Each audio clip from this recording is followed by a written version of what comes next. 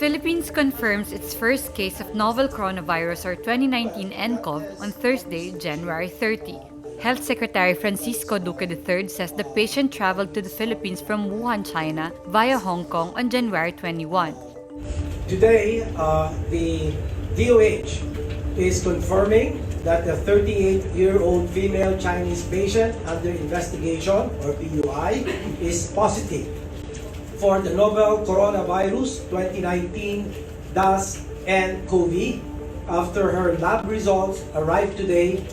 Duque says the patient is currently in a DOH hospital where she was admitted on January 25 but is no longer showing symptoms. Duque also says the Bureau of Quarantine is checking the patient's flight details to trace those whom she might have come into contact with when she traveled to Cebu and Dumaguete. There are 29 other patients under investigation in the Philippines.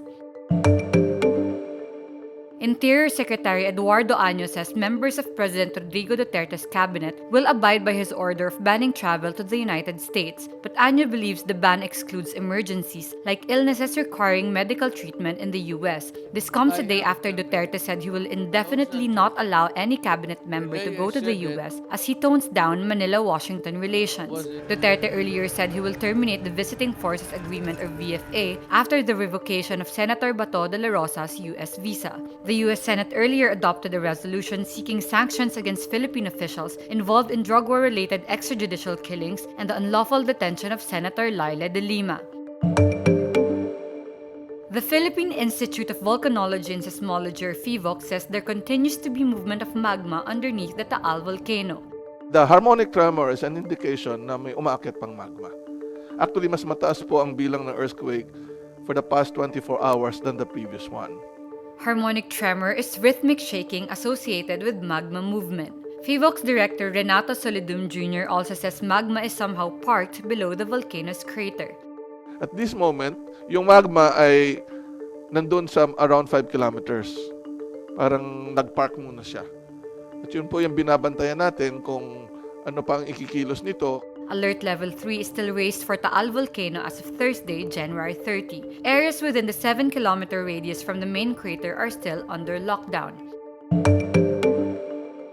The recruiters of overseas Filipino worker Mary Jane Veloso are found guilty of illegal recruitment Thursday, January 30. Maria Cristina Sergio and Julius Lacanilao are both sentenced to life imprisonment and ordered to pay a fine of 2 million pesos. The case was filed by Veloso's neighbors who were also supposed to be sent abroad by Sergio and Lacanilao. Veloso has her own trafficking case against Sergio and Lacanilao, but the trial is on hold because Veloso is yet to testify. Veloso claims she was duped to carry illegal drugs for which she was convicted and put on death row in Indonesia, but she was given a reprieve to give way to the local trial.